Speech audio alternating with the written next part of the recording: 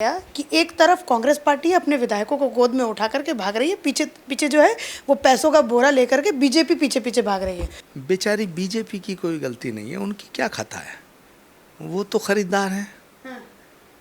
लेकिन अगर मार्केट में सामान बिकने को तैयार है तो वो खरीद ही लेगा कोई ना कोई।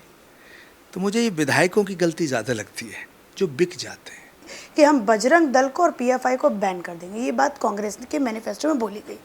पार्टी आ गई, पार्टी जीत भी गई, अब सरकार अब जो है शपथ ग्रहण भी हो जाएगा। क्या लगता है बजरंग दल बैन इस बार होगा? पिछली बार आप इसके खिलाफ थे। पहली बात तो ये राज्य का विषय नहीं है, ये तो गवर्नमेंट ऑफ इंडिया का विषय है। क्यों बोलती है कांग्रेस पार्टी ने? रखा क्यों मैनिफेस्टो में?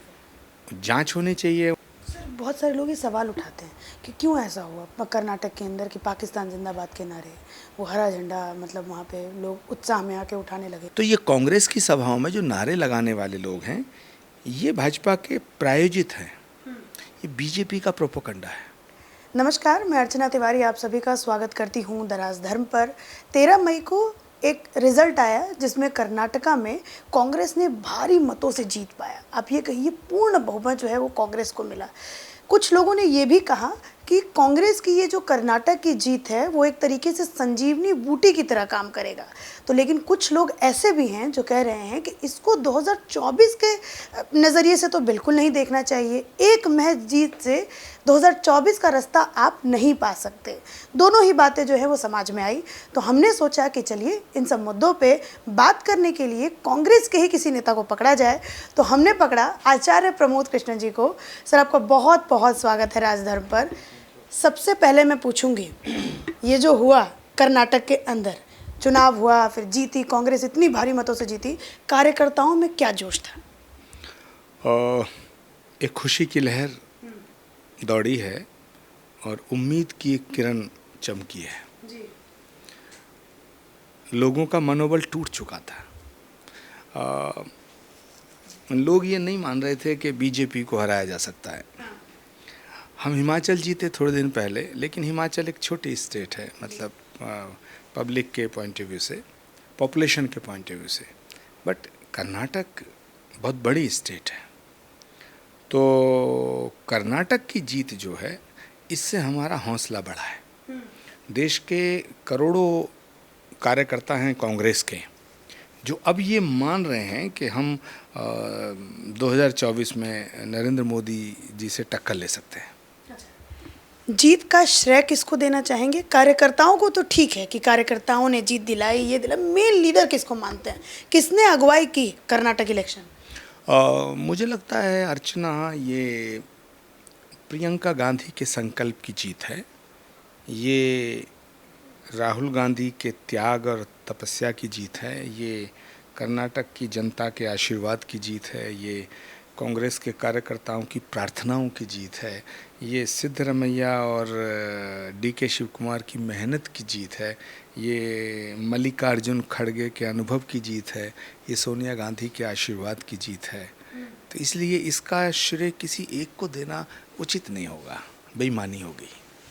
जब मैं कांग्रेस के और नेताओं से बात कर रही थी, वो तो अंदर खाने ये बात कर रहे हैं, राहुल गांधी की जो पद यात्रा उन्होंने की, जो भारत जोड़ो यात्रा उन्होंने की, कर्नाटक में उन्होंने शायद शुरू की थी कर्नाटक से, तो वहाँ पे एक भारी जीत मिलना तो तय था। तो ये पूरा का पूरा राहुल गांधी, हमने प्रेस कॉन्फ्रेंस भी देखा कि जीतने के बाद सबसे पहले राहुल गांधी जी बाहर आए, उन्होंने बोला कि ये नफ़रत के ऊपर प्यार की जीत है।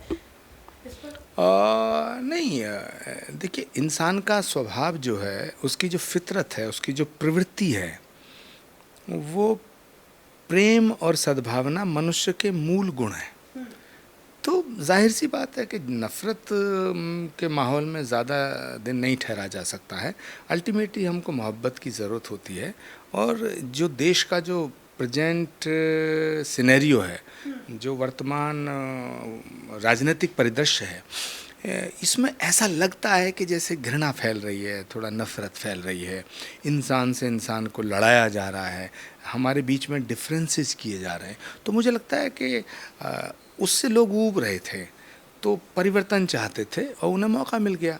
और दूसरा, बीजेपी का जो एरोगेंस है, बीजेपी के नेताओं की जो भाषा है, बीजेपी के नेताओं का जो तकब्बुर था, आप रोज़ शाम को टेलीविज़न खोलिए, डिबेट देखिए, डिस्कशन देखिए, तो भाजपा के नेता तो ये मान के बैठे हैं कि जैसे अगले 50 साल तक अब देश पर राज ये करेंगे, इनको कोई चुनौती नहीं दे सकता, ये कुछ भी बोलें।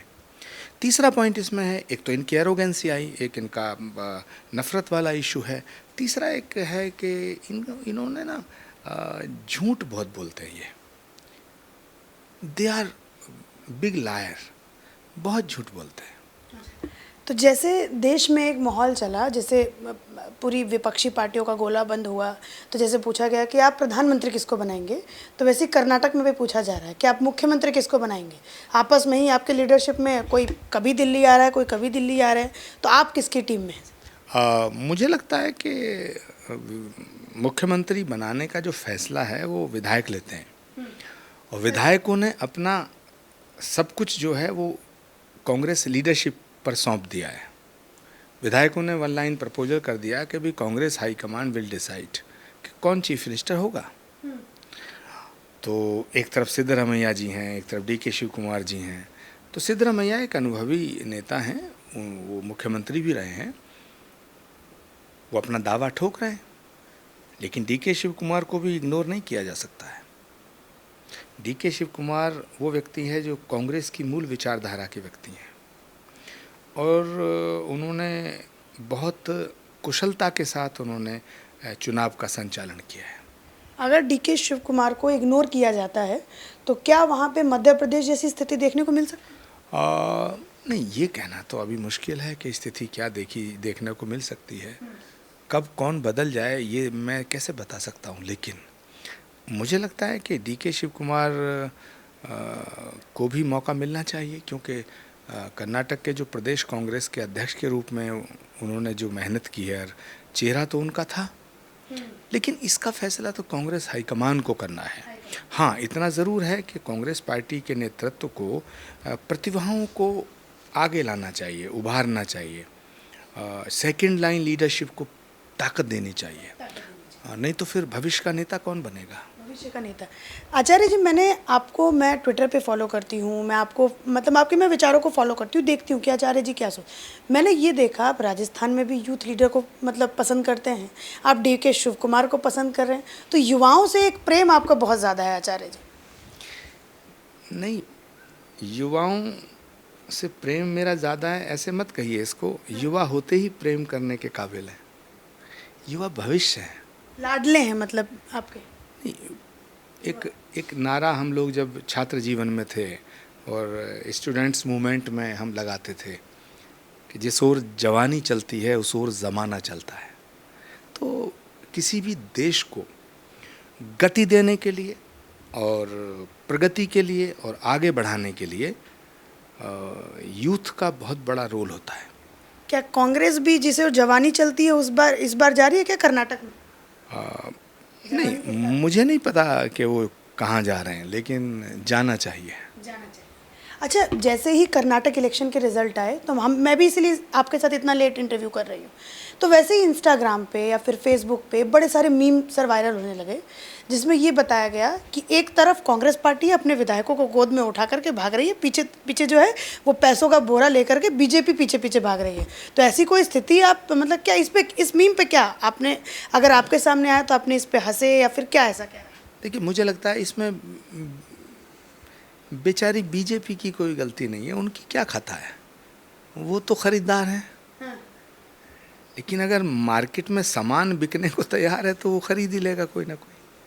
तो मुझे ये विधायकों की गलती ज़्यादा लगती है जो बिक जाते हैं। जो विधायक जिन पर जनता यकीन करती है कि आप हमारे रहनुमा हैं, आप हमारे नेता हैं, आप हमारा प्रतिनिधित्व करेंगे, आप हमारे दर्द की दवा करेंगे, आप हमारी परेशानियों को सॉल्व करेंगे, आप हमारे फ्यूचर को अच्छा करेंगे, वो नेता अगर बिक जाए चंद कागज़ के टुकड़ों में तो गलती बीजेपी की कहाँ है? मैं बीजेपी को दोषी कम मानता हूँ, विधायकों को ज़्यादा दोषी मानता हूँ जो बिक जाते हैं। विधायकों को विधायक पद की गरिमा रखना उनका पहला कर्तव्य और दायित्व होना चाहिए। उन्हें सामान नहीं बनना चाहिए। मध्य प्रदेश में जो हमारे विधायक बिके वो तो सामान बन गए। सामान बन गए। एक और मैं प्रश्न अभी मैं मैनिफेस्टो से पूछूंगी आचार्य जी। मैनिफेस्टो में कहा गया, जब मैं पिछली बार आपके पास इंटरव्यू के लिए आई थी, कि हम बजरंग दल को और पीएफआई को बैन कर देंगे। ये बात कांग्रेस के मैनिफेस्टो में बोली गई। पार्टी आ गई, पार्टी जीत भी गई, अब सरकार अब जो है शपथ ग्रहण भी हो जाएगा। क्या लगता है, बजरंग दल बैन इस बार होगा? पिछली बार आप इसके खिलाफ थे। नहीं, बजरंग दल को बैन करना ना करना, पहली बात तो ये राज्य का विषय नहीं है, ये तो गवर्नमेंट ऑफ इंडिया का विषय है। क्यों बोलती है कांग्रेस पार्टी ने? रखा क्यों मैनिफेस्टो में? जांच होनी चाहिए उन महान नेताओं की जिन्होंने मैनिफेस्टो में ये लाइन शामिल की। मैं कांग्रेस पार्टी के नेतृत्व से ये मांग करूंगा कि इस पर एक उच्च स्तरीय कमेटी बना करके जांच करें इसकी, कि कौन है वो महापुरुष जिन्होंने बजरंग दल पे बैन लगना चाहिए ये बात घोषणा पत्र में डाली, जिससे ये बवंडर हुआ। अगर राहुल गांधी हुए तो उनके ऊपर भी जांच बैठनी चाहिए। मुझे नहीं लगता कि राहुल गांधी जी ने ये विषय डलवाया होगा, क्योंकि राहुल गांधी इस तरह की वाहियात बात नहीं कर सकते हैं। क्योंकि बजरंग दल एक उत्पाती संगठन है, हम ये कह सकते हैं। बजरंग दल तो तोड़ फोड़ करने वाला संगठन है। कभी वो चर्च के शीशे तोड़ता है, कभी वो किसी वैलेंटाइन डे पे किसी रेस्टोरेंट की टेबल तोड़ता है। तो ये तो बानर हैं, उत्पाती सेना है ये। तो ये आतंकवादी संगठन है या देशद्रोही संगठन है, मुझे लगता है कि ये कहना उचित नहीं होगा। हाँ, इतना ज़रूर है कि मैं बजरंग दल को उत्पाती संगठन मानता हूँ, लेकिन बजरंग दल को मैं आतंकवादी संगठन नहीं मानता। लेकिन अगर उनसे देश को खतरा है तो फिर देश की सरकार को फैसला लेना चाहिए। देश की सरकार, ये सेंटर के हाथ में ये फैसला होना चाहिए ये, क्योंकि एक सिक्योरिटी का मामला है। एक और मैं बात आचार्य जी पूछूंगी। जैसे ही नतीजे आए वैसे ही बड़े सारे समाज से प्रतिक्रिया भी आनी शुरू हो गई। एक समाज से तो ये भी आ गया कि भैया डिप्टी सीएम एक जो है वो मुस्लिम वर्ग का होना चाहिए। क्या बोले? अभी जैसे अलग अलग वर्ग के लोग आ जाएंगे, अभी क्रिश्चियन समुदाय के लोग आ जाएंगे कि एक जो डिप्टी सीएम है आप क्रिश्चियन समुदाय का दे दीजिए। पारसी समुदाय के लोग आ जाएंगे कि एक डिप्टी सीएम आप पारसी समुदाय, सिख समुदाय वाले खड़े हो जाएंगे। क्या बोलेंगे आचार्य? देखिए, मैं ऐसा मानता हूँ कि मुसलमान भी इंसान ही होते हैं।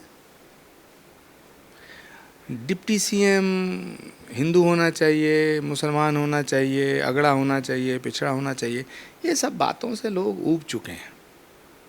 लेकिन जब सरकार बनती है तो उसको हर एक कम्युनिटी के रिप्रेजेंटेशन का ख्याल रखना चाहिए। तो पहले चीफ मिनिस्टर बनने दीजिएगा, सरकार बनने दीजिएगा। जब सरकार बनेगी तो इसका फैसला भी होगा कि डिप्टी चीफ मिनिस्टर होगा या नहीं होगा। अगर होगा तो कौन होगा।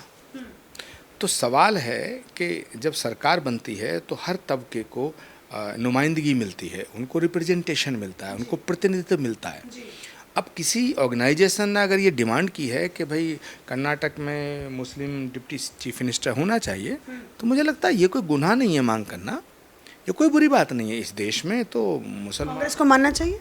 नहीं, इस देश का प्रेसिडेंट ऑफ इंडिया, राष्ट्रपति मुसलमान रह चुके हैं, चीफ जस्टिस ऑफ इंडिया मुसलमान रह चुके हैं, देश के गृह मंत्री थे मुफ्ती मोहम्मद सईद, वो मुसलमान थे। इस देश के कितने गवर्नर मुसलमान रह चुके हैं, चीफ मिनिस्टर मुसलमान रह चुके हैं। तो जब राष्ट्रपति मुसलमान बन सकता है, चीफ जस्टिस ऑफ इंडिया मुसलमान बन सकता है, होम मिनिस्टर ऑफ इंडिया मुसलमान बन सकता है, तो किसी राज्य का डिप्टी सीएम मुसलमान क्यों नहीं बन सकता? मुसलमान भी इंसान है, बन सकता है। एक और सवाल मैं आचार्य जी से पूछूंगी। इलेक्शन जीते वैसे ही बहुत सारे वीडियो, फोटो, मतलब कार्यकर्ताओं का जोश, ये सब बहुत वायरल हुआ। और आपने भी शायद देखा होगा, इंस्टाग्राम यूज़ करते हैं आचार्य जी?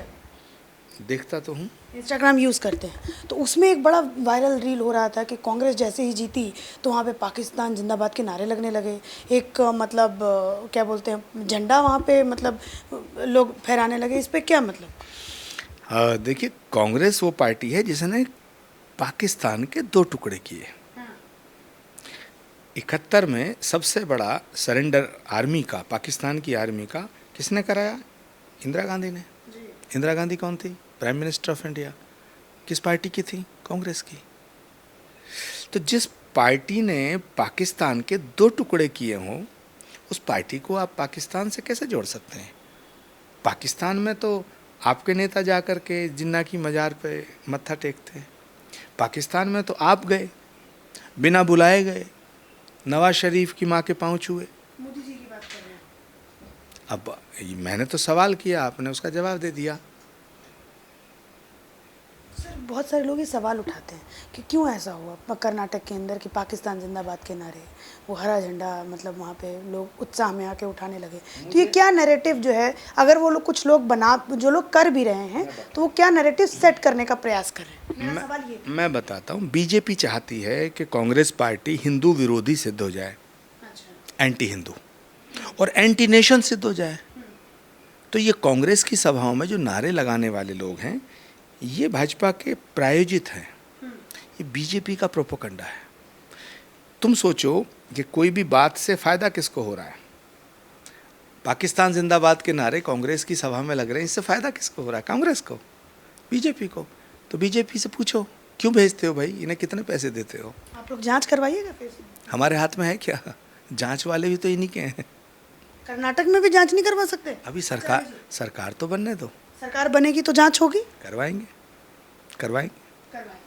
तो ये हमारी जो एक खास बातचीत थी आचार्य प्रमोद कृष्ण जी से, वो मैंने आपको करके दिखाई। अगर आपके मन में कुछ और भी सवाल हैं तो आप मुझे कमेंट सेक्शन में जाके बता सकते हैं, और मैं आचार्य जी से उन सवालों का जवाब लेके आपको एक एक को रिप्लाई करूँगी। इसी के साथ धन्यवाद।